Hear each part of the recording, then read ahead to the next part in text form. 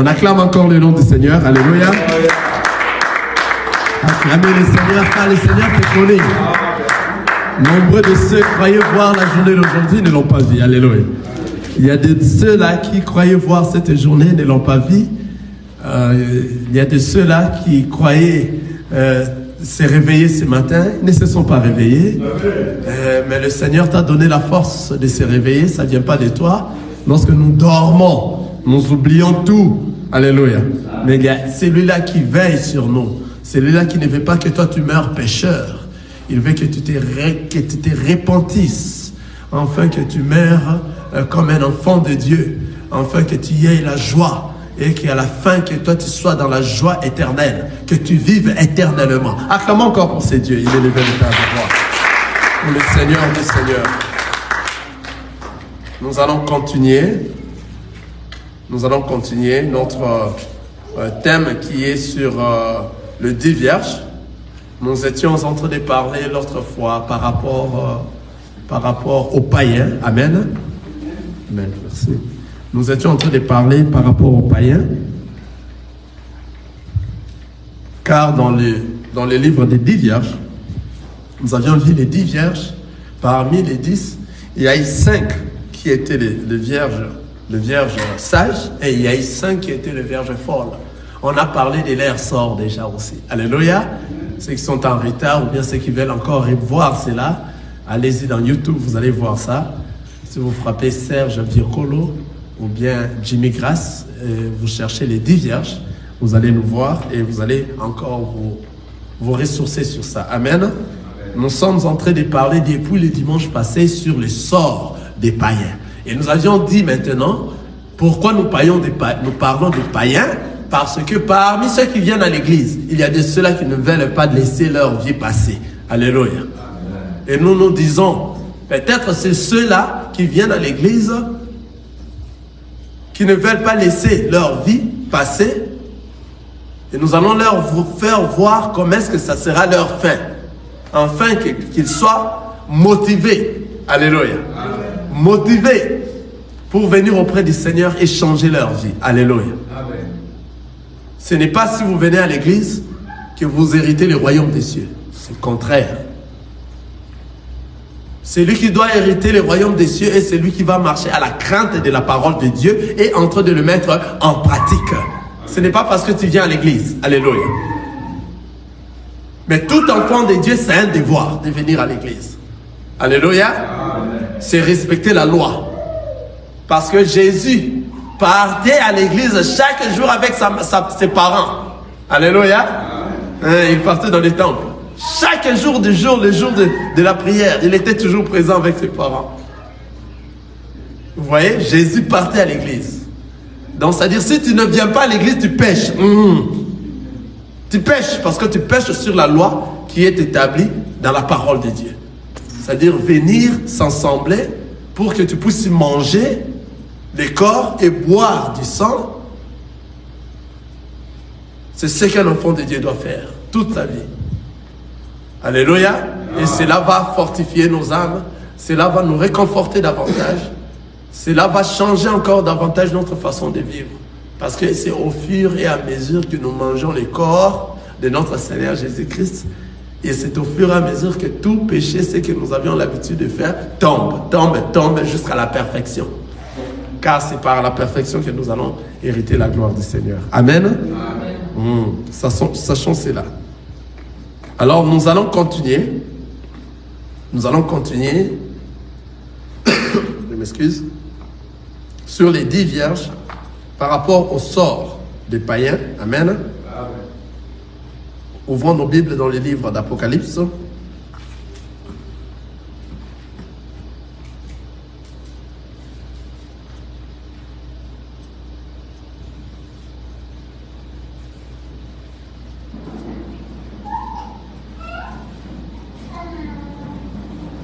Dans le livre d'Apocalypse, nous allons lire. Nous avons commencé l'autre fois depuis l'Apocalypse chapitre 21. Et l'autre fois, nous avions parlé par rapport à ceux-là qui ont été prédestinés et ceux qui n'ont pas été prédestinés. Alléluia. On a lu dans le livre d'Apocalypse chapitre 21, le verset 8. On peut les revoir encore rapidement aujourd'hui pour bien focus, bien faire asseoir nos pensées. Amen. Apocalypse chapitre 21. Allons dans le livre d'Apocalypse chapitre 21. Nous lisons le verset 8 rapidement. Apocalypse chapitre 21. Je lis encore le verset 8. Je suis en train de revoir ce que nous avions dit la fois passée. Suivez-moi très bien. Parce qu'aujourd'hui, nous allons mettre un point virgule par rapport à cet enseignement. Pour voir les sorts des païens. Alléluia. Apocalypse chapitre 21. Le verset 8. J'ai lu au nom de Jésus. Mais pour le lâche, les incrédules, les abominables, le meurtrier, les impudiques, les enchanteurs, les idolâtres et tous les menteurs, leur part sera dans les temps ardents de feu et de soufre, ce qui est la seconde mort. Alléluia. Amen. Voici ceux-là qui vont être jetés dans les temps de feu et de soufre, ce qui sera leur seconde mort. Alléluia. Nous appelons ça seconde mort. Pourquoi? Parce que c'est après cette seconde mort, leur âme ne mourra plus. Quelqu'un est en train de voir ça? C'est-à-dire leur âme, la mort que nous sommes en train d'appeler ici, c'est la mort qui va être le feu ardent éternel. Quelqu'un voit ça?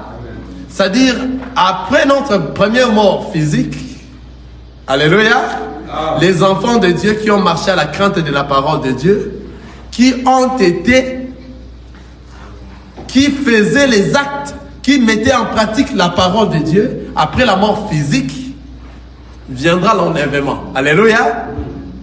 C'est-à-dire, la parole nous dit, en un clin d'œil, il y a de ceux qui sont morts seront ressuscités. Ceux qui sont morts dans le Seigneur, ceux qui sont morts en Christ seront ressuscités. Amen. Et nous, ceux qui vont rester à cette époque de l'enlèvement, nous serons enlevés, nous serons transformés, nous serons changés. Alléluia. Amen. Pour être enlevés vers le ciel. Vous voyez cela? Maintenant, tous ceux qui n'ont pas marché à la crainte de la parole de Dieu, qui étaient morts, c'est ceux-là que nous sommes en train de dire les païens.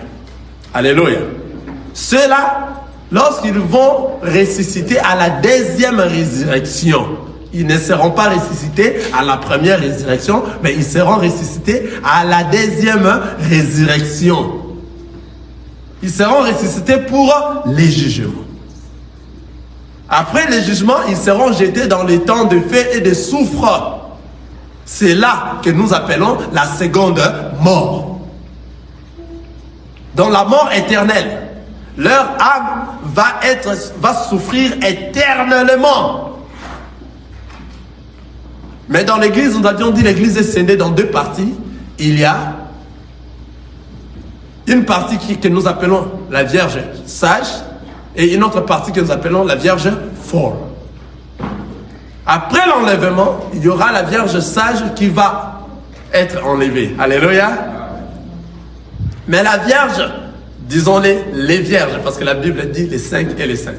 Les vierges sages seront enlevées, les vierges folles vont rester à cause d'une distraction. Dans la Bible, on dit à cause de manque de réserve d'huile. Ah, nous avions parlé des réserves d'huile, c'est quoi? On a dit les réserves d'huile, c'est la mise en application de la parole de Dieu. Alléluia. C'est-à-dire, à demeurer dans la crainte de Dieu, à persévérer dans la crainte de Dieu, jusqu'à la fin. Donc celui qui persévère jusqu'à la fin, c'est celui-là qui sera enlevé. Celui-là qui a la réserve d'huile.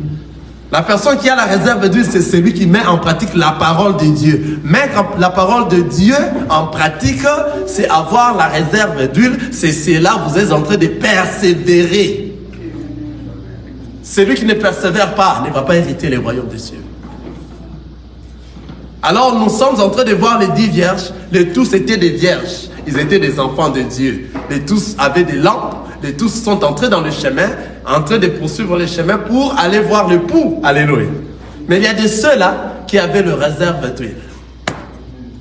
Dans les tout, continuez à persévérer. Les tout, continuez à marcher à la crainte de la parole de Dieu. Mais il y a eu un moment de distraction que la Vierge folle est restée. Pourquoi? Parce qu'elle n'avait pas pu persévérer jusqu'à la fin. Alléluia.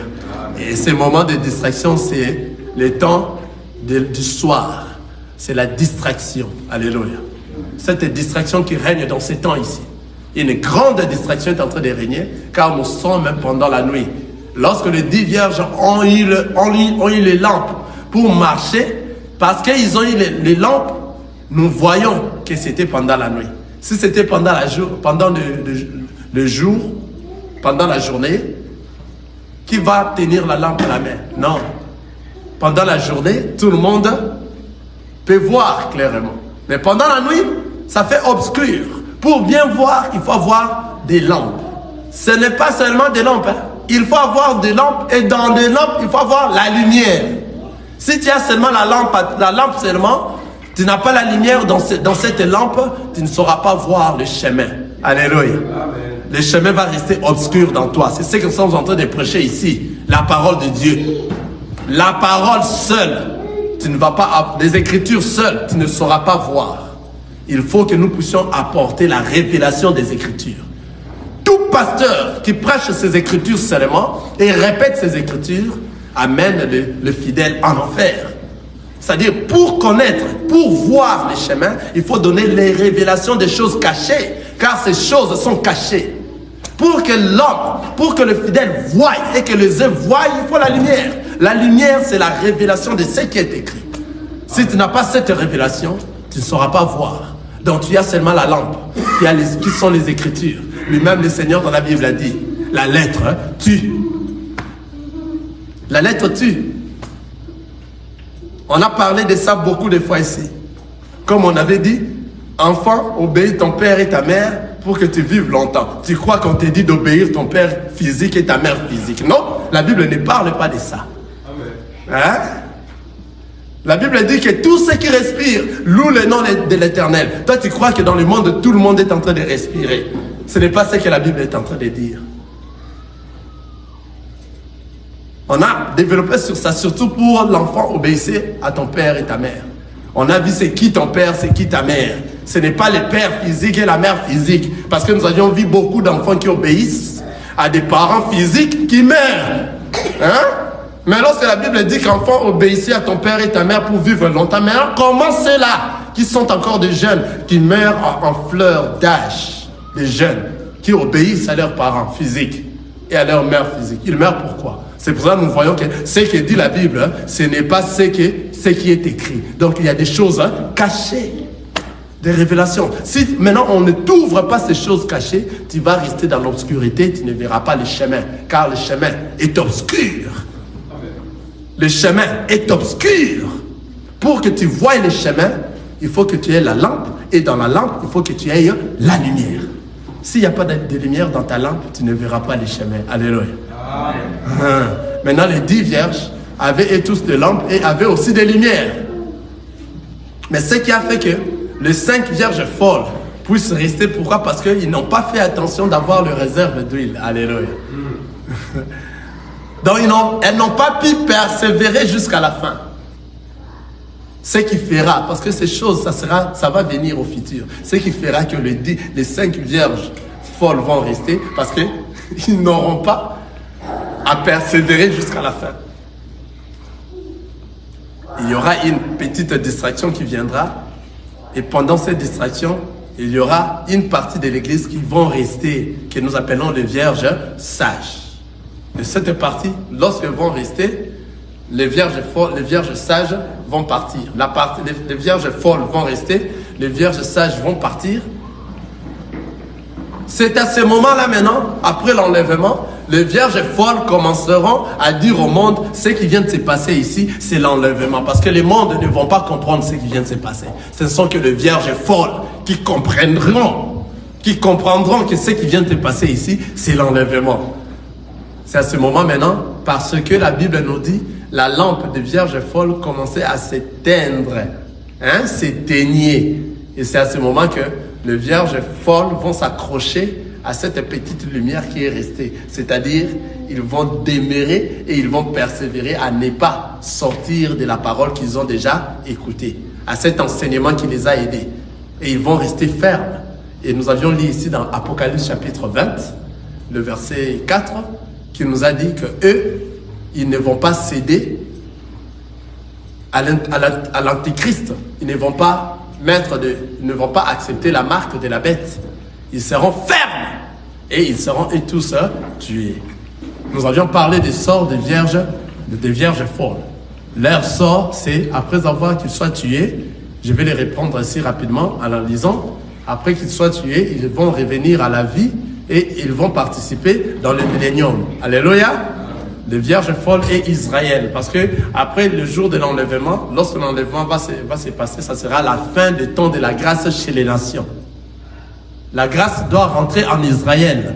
Afin que Israël, la parole nous dit, tout Israël sera sauvé. C'est-à-dire les deux anges viendront pour aller prêcher. Là, cette parole qu'on est en train de prêcher aujourd'hui ici, ils auront prêché ça à Israël. Parce qu'à ce moment, Israël ne croit pas à Jésus-Christ. Il ne croit pas à cette parole. C'est nous, les nations, qui croyons à cette parole. Ça, ce sont des petits résumés que je suis en train de faire par rapport à tout ce que nous avions dit jusqu'à présent.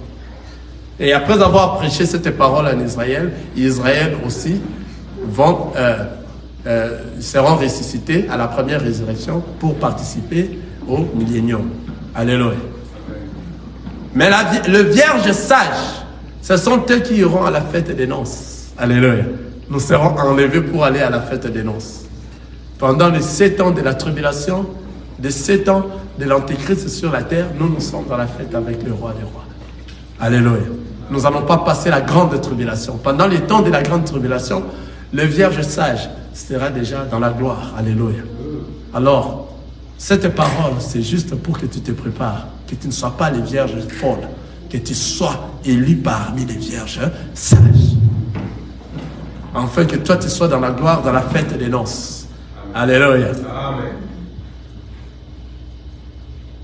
Nous allons voir là où les vierges sages, les vierges folles étaient réveillées. Et puis nous allons continuer voir les sorts des païens. Alléluia, parce que nous sommes en train de parler aujourd'hui. Et pour terminer, mettre un point virgule sur les sorts des païens. Il y a des choses à parler, il y en a beaucoup à parler, mais nous n'allons pas aller dans tout. Si nous voulons parler dans tout, nous n'allons pas terminer. Mais il y aura des séances de questions-réponses le dimanche prochain et le dimanche qui suit. Il y aura des questions et réponses. Parmi les questions et réponses, nous aurons à exploiter tous les autres que nous avions laissés peut-être. Par la grâce de notre Seigneur. Alléluia. Amen. Regardez dans Apocalypse chapitre 20. Regardez Apocalypse chapitre 20, verset 4. Les sorts des vierges folles. Je lis. Et je vis des trônes, et ceux qui s'y assirent fit donner le pouvoir de juger. Et je vis les âmes de ceux qui avaient été décapités à cause du témoignage de Jésus et à cause de la parole de Dieu, et de ceux qui n'avaient pas adoré la bête ni son image, et qui n'avaient pas reçu la marque sur leur front et sur leurs mains. Ils revinrent à la vie et ils régnèrent avec Christ pendant 1000 ans. Les autres morts ne revinrent point à la vie jusqu'à ce que le 1000 ans fût accompli. C'est la première résurrection. Heureux et saints ceux qui ont part à la première résurrection. La seconde mort n'a point de pouvoir sur eux, mais ils seront sacrificateurs de Dieu et de Christ, et ils régneront avec lui pendant 1000 ans. Alléluia. Amen. Vous avez vu les sorts de vierges folles. Ceux-là qui vont tenir pendant les temps de la grande tribulation, ils ne vont pas accepter de prendre la marque de la bête. Ils vont refuser toutes les suggestions possibles de l'antéchrist. Ils seront des têtus contre l'antéchrist. Pourquoi? Parce qu'ils ont l'enseignement, ils ont la parole de Dieu. Ils auront la parole qu'ils ont réussi. Ils vont maintenant le mettre en pratique dans sa totalité pour maintenant hériter quand même le millénium. Vous voyez, ils vont revenir à la vie, et après avoir qu'ils reviennent à la vie, ils vont ils vont être dans le millénium avec le Christ. Après avoir été ressuscités, ce que nous appelons la première résurrection, ils seront avec le Christ. Et la parole nous dit, heureux et saints ceux qui ont part à la première résurrection. Pourquoi? La seconde mort, elles ne mourront plus. Parce qu'ils sont déjà ressuscités à la première résurrection. Alléluia. Vous voyez? Maintenant, qui sont ceux-là qui vont mourir la seconde résurrection? C'est ce que nous venons de lire dans Apocalypse chapitre 21, le verset 8. Je la relis encore.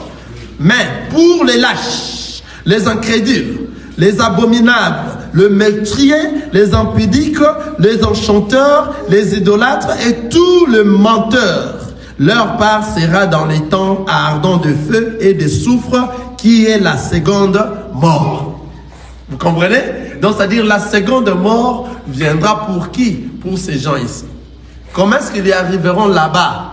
C'est pour cela que nous avions parlé l'autre fois des livres, de ceux que leurs noms sont déjà inscrits dans les livres et de ceux à qui leurs noms n'ont pas été inscrits dans les livres.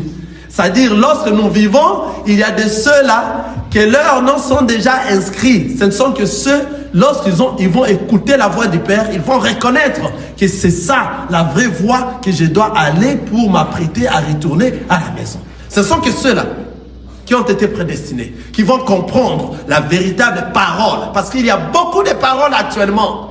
Maintenant, pour détecter que c'est cette parole qui va m'amener auprès du Seigneur, que cette parole qui va me préparer à la rencontre de l'époux, il faut que tu sois parmi ceux-là qui ont été prédestinés. Qui sont ceux qui ont été prédestinés? Ce sont ceux à qui leur nom est déjà écrit dans le livre. Amen. Alléluia. Amen. Donc, c'est-à-dire, si ton nom n'est pas encore écrit dans les livres, même si nous te prêchons ces choses, même si nous parlons de la parole de notre Seigneur Jésus-Christ, même si nous parlons comment? Parce que toi, ton nom n'a pas été dans la liste, dans les livres.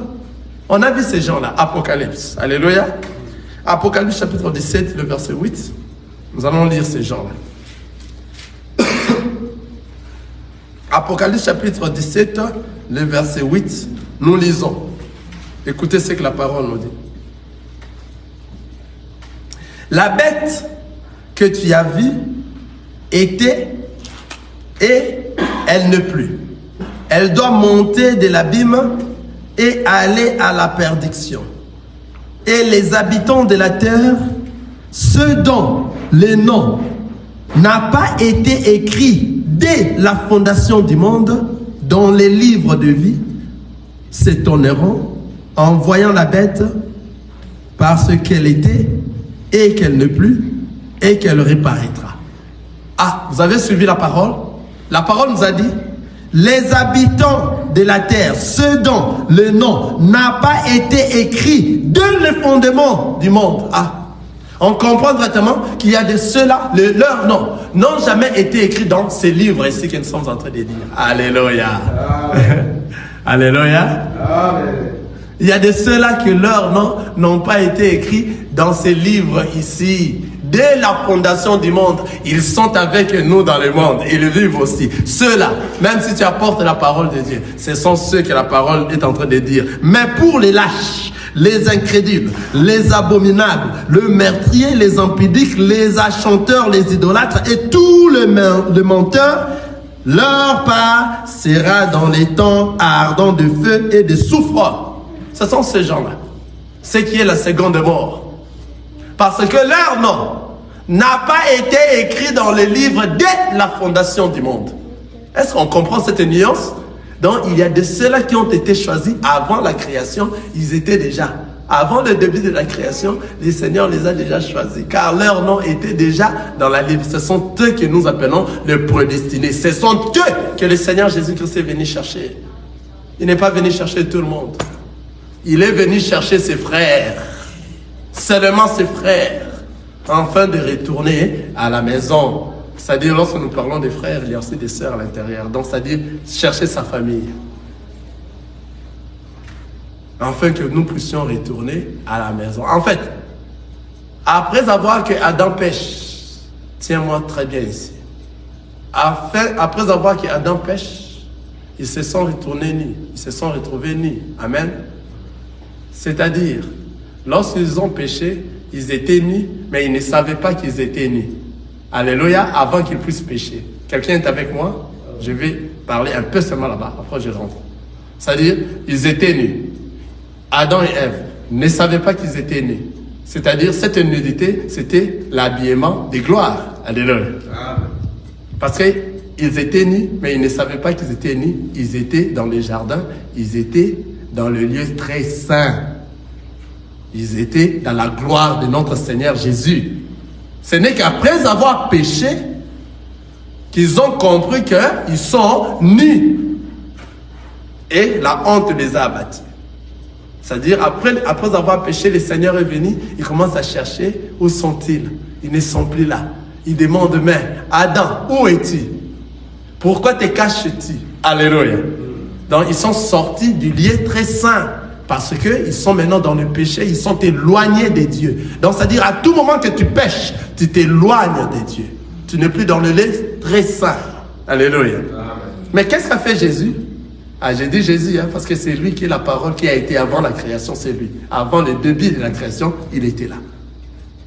Mais qu'est-ce qu'a fait Jésus? À cause de ce cœur-là, de l'amour qu'il a envers Adam. Adam est sorti du lieu très saint. Jésus, qui était dans le lieu très saint, avec l'habillement des gloires, pour sortir, Jésus doit faire quoi? Doit s'habiller. Quelqu'un est avec moi? Tenez-moi très bien, je vais me faire expliquer là-bas. Il doit s'habiller pour sortir dehors. C'est comme papa et maman, vous êtes dans la chambre. Vous êtes dans la chambre, c'est le lieu de gloire. C'est un endroit de gloire. Toi et maman, vous pourrez rester nus. Il n'y a rien, ça fait rien. Toi et ta femme, vous êtes nus dans la chambre, ça fait absolument rien. Mais pour sortir au salon, qu'est-ce que tu feras? Tu vas prendre l'habit. Amen. Tu ne peux pas sortir au salon nu. Et surtout pour sortir dehors, à l'extérieur. Au salon, d'ailleurs, tu as mis ton singlet. Mais dehors, tu vas mettre l'habillement. Alléluia, complète. Quelqu'un voit ça, ce que je vais dire par là? C'est-à-dire Dieu, pour qu'il sorte, pour qu'il aille sauver Adam qui a péché, il fallait qu'il s'habille. Alléluia. Et Jésus va quitter, Dieu va quitter le lieu très saint. Il va passer, chercher Adam dans le lieu saint. Adam n'est pas là. C'est-à-dire Adam est devenu dans le parvis. Maintenant, pour qu'il sorte là-bas, il doit être bien habillé, afin qu'il sorte dans le parvis pour aller aider Adam. Sortir des lieux très saints. C'est Jésus qui est venu dans le sein de Marie. Alléluia. Jésus est venu dans le sein de Marie. Il a pris le corps. Dieu est venu dans le sein de Marie. Il a pris le corps. Alléluia. Et ce corps qu'il a pris, c'est l'habillement qu'il a porté, afin qu'il vienne te sauver, toi et moi. Amen. Amen. Quelqu'un est avec moi? C'est-à-dire Jésus, le corps de Jésus là, c'est l'habillement que Dieu avait pris pour sortir lorsque Adam a péché du lieu très saint au parvis. Il s'est habillé pour qu'il aille chercher Adam, afin qu'Adam soit sauvé. Et qu'est-ce que Dieu a fait? Il fallait qu'on puisse tuer un animal et faire vêtir cet animal à Adam. En fait, Dieu s'est tué lui-même. Jésus s'est tué lui-même et il a enlevé maintenant son habit afin qu'il lui puisse mourir à la place d'Adam, afin qu'Adam soit sauvé. C'est pour ça qu'il a enlevé son habit, il a donné à Adam. Et Adam maintenant s'est vêtu. Adam, c'est toi et moi. C'est lui qui s'est vêtu. Après que Dieu ait pitié de toi. Lorsque Jésus est venu, il est allé sur la croix, il est mort pour toi. Mourir pour toi, c'est-à-dire il t'a donné son habillement. Alléluia. Amen. Toi maintenant tu étais nu, pourquoi tu étais dans le péché? Adam, lorsqu'il a péché, il s'est retrouvé nu. La nudité, c'est le péché. Et comme Adam commençait à avoir honte. C'est-à-dire toute personne qui est nue, c'est une personne qui a péché et qui a honte. Toute personne qui est nue ne verra pas la gloire du Seigneur. Il faut que tu cherches à être habillé. Qui va nous habiller avec son habit? C'est le Seigneur Dieu. Alléluia. Amen. Il va venir prendre ta nudité. Lui qui n'était pas né, qui n'a rien fait, qui n'a pas fait du mal, qui n'a pas fait de péché, il est sorti du lieu très saint, il s'est habillé pour sortir afin qu'il puisse te revêtir, afin que toi tu rentres. Alléluia. Amen. C'est lui le Seigneur Jésus-Christ qui s'est habillé. C'est Dieu qui s'est habillé aux vêtements de Jésus. Lorsque nous appelons Jésus, c'est le vêtement de Dieu. À l'intérieur de Jésus, c'est Dieu. C'est pour ça que nous disons Jésus, Christ. Jésus, c'est autre chose. Christ, c'est autre chose. Donc, c'est-à-dire l'habillement de Jésus, l'habillement de Christ, c'est Jésus. Ah, ce sont de bonnes choses. Ce sont de bonnes choses. Si Dieu ne s'est pas habillé, on n'allait pas être sauvé. Il fallait qu'il vienne pour te sauver, toi et moi, mourir sur la croix, afin que nous puissions avoir la vie. Vous voyez cela? Vous voyez cela? Amen. Dans le Christ qui ne meurt pas, mais Dieu a donné son corps, qui est son habillement, afin que toi, tu et moi, il s'est jeté en sacrifice sur la croix, afin que nous puissions avoir la vie. C'est son corps qui a été maltraité. Mais l'esprit qui était en lui, le Christ, ne meurt pas. Alléluia. Le Christ ne meurt pas. Que le Seigneur nous bénisse. Nous rentrons dans tout ça rapidement. Ça, c'était juste la parenthèse. Nous rentrons. Nous avions vu que Apocalypse chapitre 20, chapitre 17, le verset 8, nous a dit que les habitants de la terre, ceux dont les noms n'ont pas été écrits dès la fondation du monde, dans le livre de vie. Donc, c'est-à-dire, il y a de ceux-là dont leurs noms n'ont pas été écrits de la fondation du monde. Réveillez ceux qui dorment. Alléluia. De la fondation du monde, dans le livre de vie. Ceux-là, même si tu prêches la parole comment, ils ne vont pas t'écouter parce qu'ils ne sont pas dans les livres de vie. Le Seigneur Jésus-Christ n'est pas venu pour eux. Il est venu que pour ceux-là que leurs noms sont inscrits. Maintenant, en venant dans le monde les a influencés. Ils se sont égarés. Mais c'est pour cela, il nous a envoyés étant que ses frères pour rechercher tous nos frères égarés à revenir dans le chemin pour rentrer où? À la maison. Quelqu'un voit ce qu'ils sont en train de dire? Quelqu'un comprend? Amen. Amen. Nous allons être ici pour des questions les dimanches qui suivent. Si tu as des questions. Donc, c'est-à-dire, c'est quoi ces livres? Merci Seigneur Jésus. Les livres que nous sommes en train de parler ici, c'est le petit livre qu'avait tenu Jean. Dans le livre d'Apocalypse. Jean, Apocalypse chapitre 10. Nous allons voir ça. Apocalypse chapitre 10.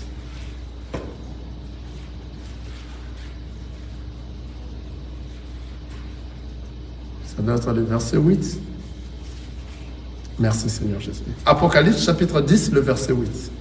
Et la voix que j'avais entendue du ciel me parla de nouveau et dit, va, prends le petit livre ouvert dans la main de l'ange qui se tient debout sur la mer et sur la terre. Et j'allai vers l'ange en lui disant de me donner le petit livre. Et il me dit, prends-le et avale-le, il sera amer à tes entrailles, mais dans ta bouche, il sera doux comme du miel.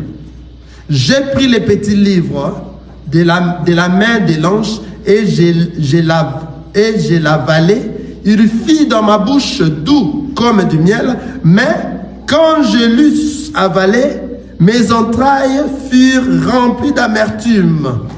Puis on me dit, il faut que tu prophétises de nouveau sur beaucoup de peuples, de nations, de langues et de rois. Ah, vous avez vu les petits livres? Nous allons s'expliquer parce que lorsque nous lisons comme ça, il y a il y a des ondes, des cailloux. Alléluia. La parole nous dit ici, les petits livres que nous sommes en train de dire, que ton nom doit être à l'intérieur. Si ton nom n'est pas à l'intérieur, c'est-à-dire toi tu es parmi les païens que nous sommes en train de dire, dont les lâches, les brigands, les menteurs et autres. Amen. C'est quoi ces petits livres? C'est ce que nous sommes en train de dire actuellement. Le petit livre, c'est quoi?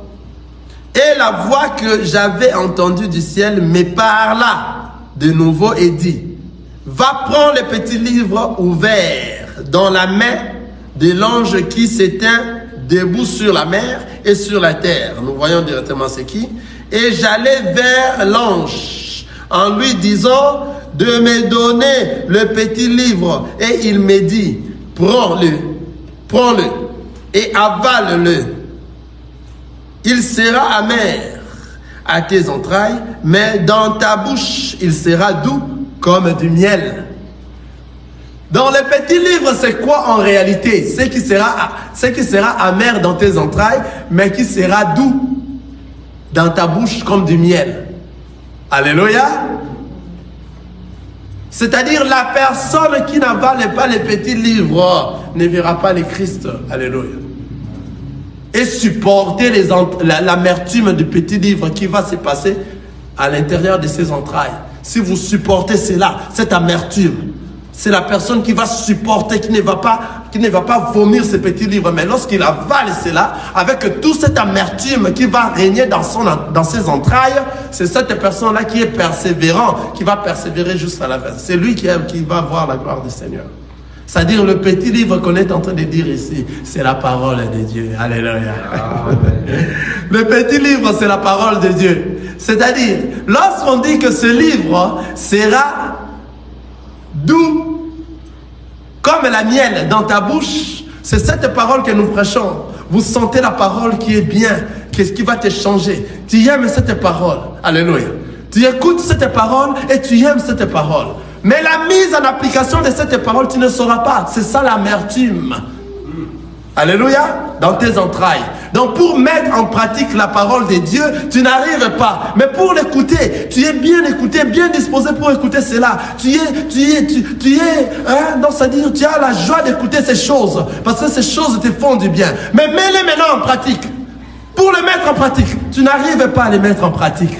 C'est ça, c'est que la Bible, la parole est en train de dire. L'amertume, ça devient amer dans les entrailles. Maintenant, la personne qui va les mettre en pratique, qui va accepter cette amertume dans ses entrailles, c'est que cette personne-là qui va hériter la gloire du Seigneur. Tu as compris, mon frère? Amen. Tu as compris, Kenzie? Le frère Kenzie est là. Alléluia. Donc, c'est-à-dire, cette amertume fera que toi, puisse hériter la gloire du Seigneur, car cette parole ne blague pas. Tu peux aimer ça lorsque tu écoutes, mets-les en pratique. Devant la tentation, mets-les en pratique. Que tu ne tombes pas, que tu restes persévérant jusqu'à la fin. Mets-les en pratique. C'est pour ça que vous voyez ces petits livres-là. Toute personne qui va supporter cette amertume dans ses entrailles, ce n'est que cette personne-là qui va hériter la gloire du Seigneur. Alléluia. C'est pour cela, si toi tu n'es pas dans ces petits livres, dans la parole de Dieu, si toi tu n'as pas avalé ces petits livres, tu ne vas pas être changé. Car ces petits livres, c'est ça la sémence. Lorsque tu avales dans toi, ça va te changer, transformer. Tu ne vas plus marcher comme tu marchais avant. Tu es devenu comme une femme enceinte. Ta façon de marcher, tout ce que tu dois manger, ce que tu mangeais avant, ça va changer. Il y a des femmes enceintes ici. Alléluia. Amen. Amen. Il y en a beaucoup. Voilà. Que le Seigneur vous bénisse. Amen. Vous allez voir ce que vous êtes en train de vouloir manger avant d'être enceinte. Lorsque vous êtes enceinte, vous ne saurez plus manger cela. Alléluia. Tu parlais une voix rauque très forte, tu chantais très fort. Maintenant tu es enceinte, tu n'arrives plus à chanter très fort. Alléluia. Tout ce que tu aimais avant, tu n'arrives plus à aimer cela, les autres choses. Beaucoup de choses, tu vas quitter. Pourquoi? Parce qu'il y a la sémence qui est dans toi qui t'empêche d'aimer ces choses-là. La sémence maintenant qui est dans nous, c'est le Seigneur Jésus-Christ. C'est la parole de Dieu, nous les enfants de Dieu.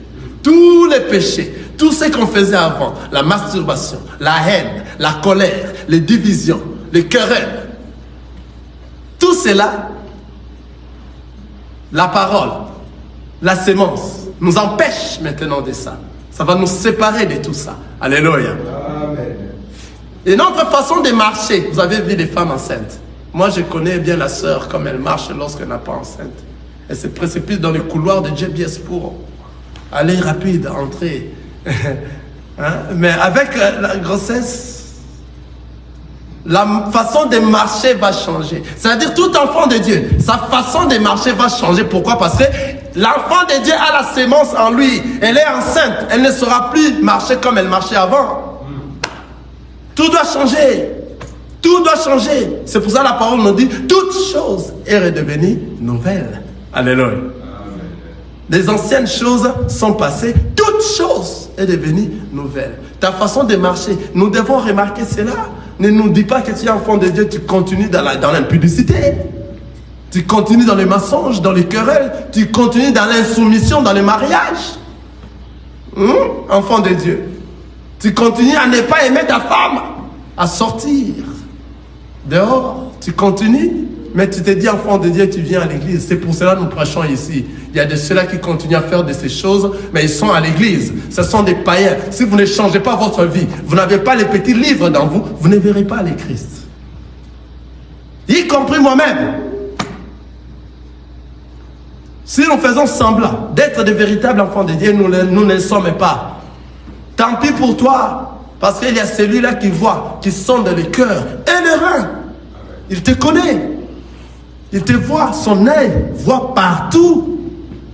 Il te connaît. Toi, tu veux demeurer païen. Ah, voilà, leur sort. Nous sommes là, on est en train de parler des sorts des païens. Comment est-ce qu'ils vont terminer, ils vont finir. Alléluia. Profite de cette parole. Alléluia. Nous avions vu comment le petit livre que nous sommes en train de dire ici. Comment ce petit livre, si vous n'êtes pas, votre nom n'est pas écrit là-bas à l'intérieur, vous ne saurez pas comprendre ces choses. Ce sont que ceux-là à qui leurs noms sont inscrits, ce sont des prédestinés. Ce sont que ceux-là qui vont comprendre ces choses. Alléluia. Nous allons lire, nous allons continuer dans le verset, dans le chapitre, Apocalypse chapitre 20. Nous continuons en bas pour voir les sorts de païens.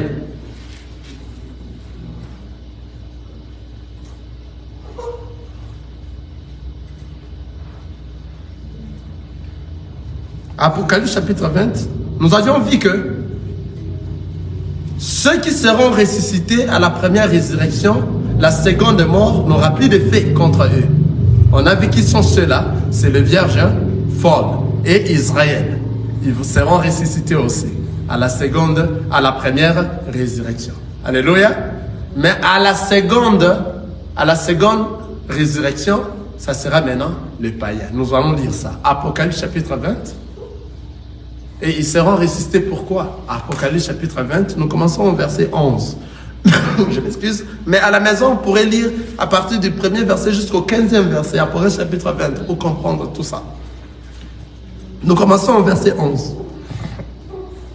Apocalypse chapitre 20, le verset 11, je vais descendre jusqu'en bas. Suivez-moi très bien. Amen. Puis j'ai vu un grand trône blanc, et celui qui était assis dessus, je réponds. Puis j'ai vu un grand trône blanc et celui qui était assis dessus. La terre et le ciel s'enfuirent devant sa face. Et il ne fit plus trouver de place pour eux. Et j'ai vu les morts, le grand et le petit, qui se tenaient devant le trône. Des livres furent ouverts. Et un autre livre fut ouvert, celui qui est le livre de vie. Et les morts furent jugés selon leur œuvre, d'après ce qui était écrit dans ces livres. La mer rendit les morts qui étaient en elle, la mort et le séjour des morts rendirent les morts qui étaient en eux. Et chacun fut jugé selon ses œuvres. Et la mort et le séjour de mort furent jetés dans les temps de feu. C'est la seconde mort, les temps de feu. Quiconque, suivez ici, quiconque ne fut pas trouvé écrit dans les livres de vie fut jeté dans les temps de feu. Quiconque ne fut pas trouvé ou bien dans les livres de vie, fut jeté dans les temps de feu. Quiconque.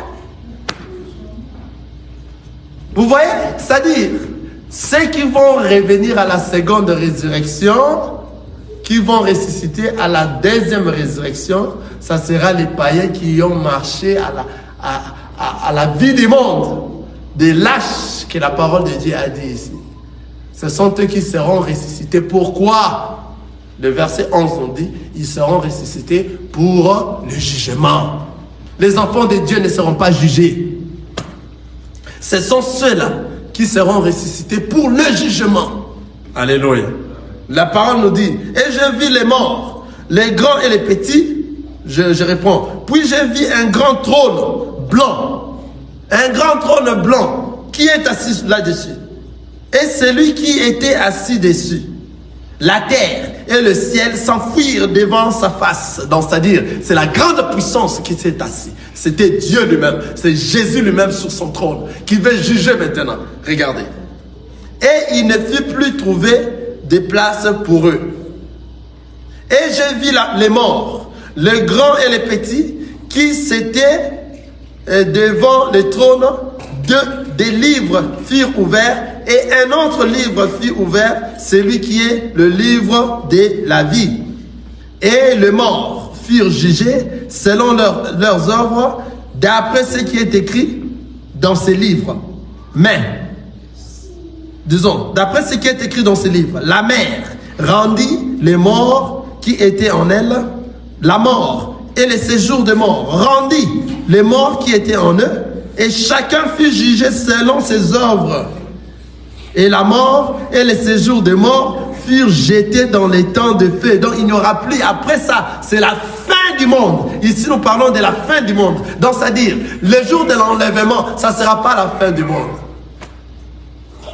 Ça sera la fin des temps de la grâce.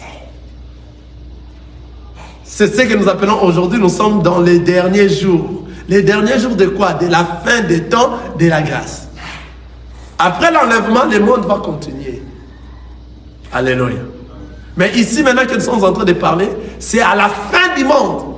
Ici, le diable, Satan qui sera lié après 1000 ans, on va les délier encore. Et il va encore rentrer pour régner. Il va ramasser encore tout le coin du monde pour combattre. Pour venir combattre les enfants de Dieu. C'est ce que nous appelons Gog Magog. Mais le Seigneur Dieu, je vous ai parlé dans ça, il va descendre avec les oiseaux du ciel. Alléluia. La parole de Dieu est bon. Le Seigneur Dieu va descendre avec les oiseaux du ciel pour manger. Manger quoi? Le roi de la terre. C'est-à-dire tuer tous ces gens-là. Les diables, Satan et le maître dans le temps des fées. C'est-à-dire les oiseaux du ciel, qui sont ces oiseaux du ciel? C'est tout enfant de Dieu qui marche à la crainte de la parole de Dieu. Le jour d'enlèvement, tu vas t'envoler vers le ciel. C'est toi l'oiseau qui a les deux ailes. Tu marches sous les fondements des apôtres et des prophètes et Jésus-Christ la pierre angulaire. Ce sont eux-là qui vont descendre. Alléluia. Ils vont descendre avec Dieu pour cette guerre-là de Gog Magog que Satan, à la fin, après avoir été libéré, après avoir été fermé, de 1000 ans, après 1000 ans, il sera encore libéré, délié, et il va encore conquérir pour combattre maintenant les enfants de Dieu. C'est à ce moment que Dieu, maintenant Jésus, va descendre avec toute son armure céleste. C'est ça, les oiseaux du ciel, qui vont manger tous les rois de la terre, tous ceux qui vont combattre les enfants de Dieu. Et à la fin, ils seront jetés dans le feu ardent des soufres. C'est-à-dire les morts, ils seront ressuscités à la seconde résurrection. Ce sont ceux qui ont fait du mal qui seront ressuscités pour le jugement. C'est-à-dire l'endroit où tu vas mourir, c'est l'endroit où toi tu seras ressuscité, mais pour le jugement, à la seconde mort. Même ceux qui sont morts dans le Seigneur, l'endroit où tu es mort, si tu es mort ici, c'est ici que toi tu seras ressuscité. Vous comprenez comment ça va se passer? C'est-à-dire c'est là où ton âme est partie. Alléluia. On nous montre souvent dans des films, dans les films, les cimetières. Dans les cimetières, il y a des enlèvements au cimetière. Ça, c'est juste, ce sont des films. Mais en réalité, c'est l'endroit où toi tu étais mort, c'est cet endroit-là qui sera ressuscité. Vous comprenez? Donc, ça dit, lorsqu'on te prend comme ça après la mort, on va te mettre dans les cimetières, c'est les corps, c'est un plus toi. Quelqu'un voit ça? C'est dans cet endroit-là que tu seras ressuscité. Donc tous ceux qui seront enlevés vers le Seigneur le jour de l'enlèvement, ils seront enlevés dans l'endroit où ils étaient morts. Alléluia. Ils seront enlevés vers le Christ. Mais on nous donne l'image pour comprendre que ce sont des morts qui seront ressuscités. Dans des films, on met des images de cimetières. Ils seront ressuscités. Vous comprenez? Et ça aussi, ça va se passer presque la même chose. Mais maintenant, la seconde résurrection, ça sera pour ceux qui n'ont pas marché à la crainte, ceux qui n'ont pas accepté la parole de Dieu, ceux qui sont des païens, ceux à qui leur nom n'ont pas été écrits dès la fondation du monde. Ceux-là, même si nous prêchons la parole de Dieu, ils ne vont pas revenir. Ils sont troublés. Ce sont ceux-là qui suivent des paroles qui ne sont pas de Dieu. Ils sont troublés. Mais les enfants de Dieu comprendront la parole de Dieu. Les enfants de Dieu peuvent poser des questions. Ils vont poser des questions. Ils vont être là. Ils vont même, si vous avez la vraie parole que vous êtes un homme de Dieu, les enfants de Dieu vont être tourmentés par des questions. En fait, ils sachent la vérité. Et c'est à ce moment-là maintenant, lorsqu'il saura la vérité, il retourne à la maison. Alors ce n'est pas facile, ce n'est pas donné à tout le monde. Alors mon frère, ma soeur, je vais exhorter un peu pour terminer. Sache que tout celui qui ne va pas marcher à la crainte de la parole de Dieu, qui va démérer, malgré que tu écoutes la parole, mais tu es têtu, tu ne veux pas le mettre en pratique, tu continues dans tes erreurs, l'enlèvement viendra, mais la mort aussi est là. Alléluia. Une fois que tu meurs pécheur, tu fais partie de ces gens ici qui ne verront pas la gloire du Seigneur, qui seront ressuscités pour le jugement. Les enfants de Dieu ne seront pas jugés. Alléluia. Nous ne serons pas jugés parce que nous sommes déjà jugés pendant que nous vivons. Tous nos actes, le Saint-Esprit nous disent, tu t'es mal conduit. Répands-toi, répands-toi, répands-toi.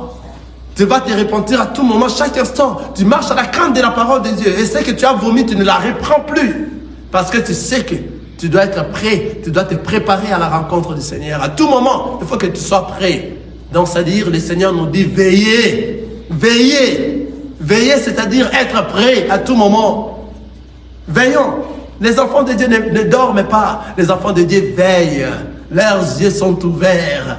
Les enfants de Dieu ne sont pas les églises de réveil. Parce que le Christ qui est en eux veille, ne dort pas. Les enfants de Dieu veillent. Nous veillons pour que le jour de l'enlèvement, que nous puissions partir. Veiller, c'est-à-dire être prudent. Veiller, c'est-à-dire persévérer dans les choses de Dieu. Mettre en pratique les choses de Dieu. Veiller, c'est-à-dire ne pas entrer dans la distraction de TikTok, de Facebook, de tout ça, des Instagram, de là où il y a des nudités. Des choses qui vont t'apporter dans l'impudicité. Et toi, tu restes seulement dans ces choses-là de l'impudicité. Tu vois des nudités, c'est là où toi, tu aimes beaucoup regarder. Il y a des enseignements dans le Facebook. Il y a des enseignements de la parole de Dieu. Dans le TikTok, dans le Facebook. Mais toi, là, ton endroit que toi, tu t'intéresses, ce sont ces choses-là. C'est ce qui te fait plaisir. Ce qui fait le plaisir de la chair. C'est à cause du plaisir de la chair que toi, tu vas rester. C'est à cause du plaisir de la chair que tu vas rater le royaume des cieux. Pour un temps seulement que nous passons dans la terre, un petit moment que nous passons de la terre, que tu perds le tout. Je te demanderai de te mettre debout. Alléluia. Tu vas prier, mon frère. Alléluia. Tu vas demander à Dieu de te fortifier. Mets-toi debout. Alléluia. Sois concentré. Tu vas prier. Tu vas demander à Dieu de te fortifier, de te donner la force, afin que pendant ces temps de la nuit, du soir, que toi tu restes persévérant, afin que toi tu puisses hériter le royaume des cieux. Alléluia. Que tu sois fort, afin que toutes tes tentations soient nulles sans effet. Que tu persévères jusqu'à la fin et que tu hérites la gloire du Seigneur. Élève ta voix, commence à prier. Demande la grâce de notre Seigneur et que le Seigneur t'aide, afin que toi tu ne rates pas l'enlèvement, afin que tu sois parmi ceux qui seront enlevés. Tout ce qui est mauvais, tout ce qui est de la sorcellerie ne peut pas t'arrêter. Et tout ce qui est des sentiments de ce monde ne peut pas t'arrêter. Tout ce qui sont les désirs de ce monde ne peut pas t'arrêter à voir le ciel. Tout ce qui n'est pas du Seigneur doit être loin des enfants de Dieu. Demande à Dieu cette grâce, cette force, cette faveur. Que tu sois fort, afin que toi tu ne voies pas, que tu ne puisses pas hériter l'enfer. Toi tu as besoin d'être avec le Seigneur. Tu as besoin d'être enlevé parmi les élus. Alléluia. Seigneur, fortifie chacun de nous. Que tu nous donnes la force éternelle, notre Dieu. D'être fort éternel. Que toi seul tu nous supportes fortement, Seigneur. Que tu enlèves à nous tous les désirs des choses de ce monde. Que tu nous fortifies, éternel. Que tu nous soutiennes. Éternel, soutiens-nous à travers ta parole. Que nous puissions être forts, éternel. À chaque fois que les tentations viennent, que toi seul, Seigneur, que tu nous fasses souvenir de ces choses. Et que nous demeurons à la crainte de ta parole. On a besoin de te voir. On a besoin de voir ta face, Seigneur Jésus. Touche-nous, éternel. Touche chacun de nous. Éloigne-nous de tout péché possible. Et donne-nous la force éternelle de marcher comme les apôtres ont marché. De marcher comme les prophètes ont marché. De mettre en pratique ta parole à tout moment. De veiller pour voir ta face. De veiller pour hériter ta gloire éternelle. On a besoin d'hériter ta gloire. Touche-nous, enlève la honte. Enlève la fatigue dans nous, les faiblesses. Que cela soit loin de nous au nom de Jésus. Alléluia. Pousse-nous au devant de toi. Pousse-nous encore au devant de toi. Que nous marchons toujours à la crainte de ta parole. Que nous puissions te voir, éternel. Notre souci éternel, c'est de te voir. Notre rêve le plus profond de nos cœurs, c'est être à côté de toi. Bénis chacun de nous. Fortifie chacun de nous. Que ta parole éternelle nous donne la force. Que toi seul tu nous soutiennes, éternel. Il n'y a pas un autre que toi, Seigneur. Aide chacun de nous à marcher correctement par rapport à ta parole. À mettre en pratique ta parole. Que tous les désirs de ce monde, les désirs charnels, l'impudicité, la sorcellerie, les choses de ce monde, les mauvais cœurs, les mensonges, les choses qui nous déplacent loin de toi. Éternel, que cela soit loin de nous au nom de Jésus-Christ. Et que ta bénédiction comble notre vie. Que tu prennes ta place dans nos cœurs, éternel. Que tu nous changes, que tu nous transformes. Que nous restons de véritables enfants de Dieu. Enfin que nous voyons ta gloire. On a besoin de te voir, Seigneur. Aide-nous à comprendre ton enseignement. Aide-nous, éternel, à discerner ce qui est bon et parfait pour hériter ta gloire. Et que nos âmes arrivent à discerner ce qui est bon, parfait, afin que nous puissions hériter ta gloire. Donne-nous l'esprit de te chercher, les goûts de la prière, les goûts d'écouter ta parole, les goûts d'écouter tes enseignements, d'être proche de toi, éternel, sous tes pieds dans la prière à tout moment, à chaque instant, afin que nous demeurons tes enfants jusqu'à ce que tu viendras. Tu es le roi des rois, tu es le Seigneur des seigneurs. Touche, éternel, tous les frères et sœurs dans cette assemblée, et que ta main puissante, éternel, se manifeste au milieu de nous, et que tes dons, éternel, se manifestent fortement, afin que nous continuions à la crainte de ta parole, jusqu'à ce que tu viendras. Tu es le véritable Dieu, tu es le Seigneur des seigneurs, dans le nom tout puissant de notre Seigneur Jésus-Christ. On a ainsi prié. Amen. Amen. Que le Seigneur nous bénisse. Amen.